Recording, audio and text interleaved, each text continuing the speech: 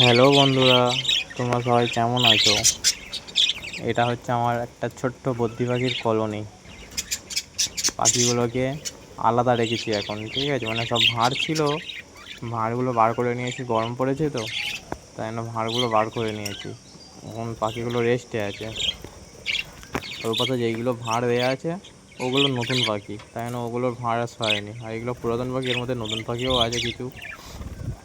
আর দেখো, soft food দিয়েছি, গম আর দানা।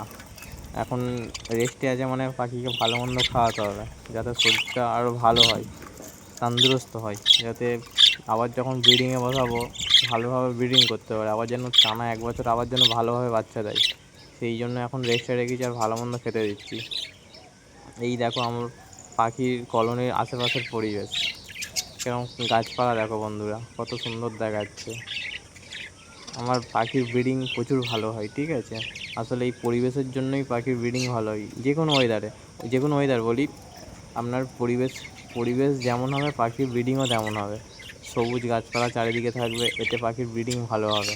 আর আপনি যদি একটা ঘরের মধ্যে পাখি রাখেন, অন্ধকার ঘরের মধ্যে, লাইট আসছে না, আলো আসছে না, ওতে আপনার পাখি একদম ব্রিডিং করবে না, খুব খারাপ ব্রিডিং হবে।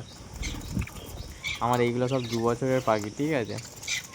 পাখির মানে কী বলবো, বাচ্চা কোয়ালিটি এত সুন্দর, আর পাখি সব মিনিমাম 5টা 6টা করে ডিম বাচ্চা করে। এত ভালো প্রোগ্রেস দেখুন, বেশি বড় না, ছোট্ট, ওই 30-40টা পাখি আছে। এই নিয়ে আমার একটা ছোট্ট শখের বদ্রি পাখির কলোনি। এই ওপরে পাখিগুলোকেও গম দিয়েছি, দেখুন বাচ্চা আছে, এইগুলো দুটো বাচ্চা, এটা রেনবো, নতুন পাখির বাচ্চা, ঠিক আছে? বাচ্চাগুলো দেখুন, কালার দেখুন কত সুন্দর কালার এসছে। আর আপনাদের যদি এই কালারের বাচ্চা লাগে বা যে কোনো কালারের বাচ্চা লাগেন, আমার সাথে যোগাযোগ করতে পারেন।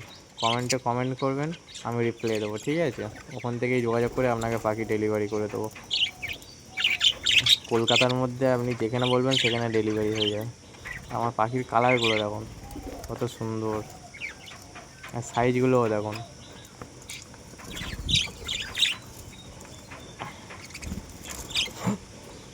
এই গরম কেটে যাবে, এই আর 2 সপ্তাহ পরেই মোটামুটি বর্ষা নেমে যাবে, তো 2 সপ্তাহ পরেই আমি ভাঁড় লাগিয়ে দেবো, দিলে আবার এরা ব্রিডিংয়ে বসে যাবে।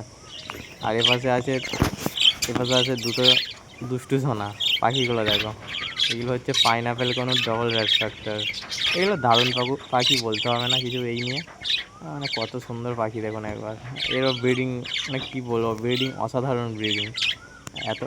এই পাখির এত সুন্দর ব্রিডিং করে বলে আমি জানতাম না, ঠিক আছে?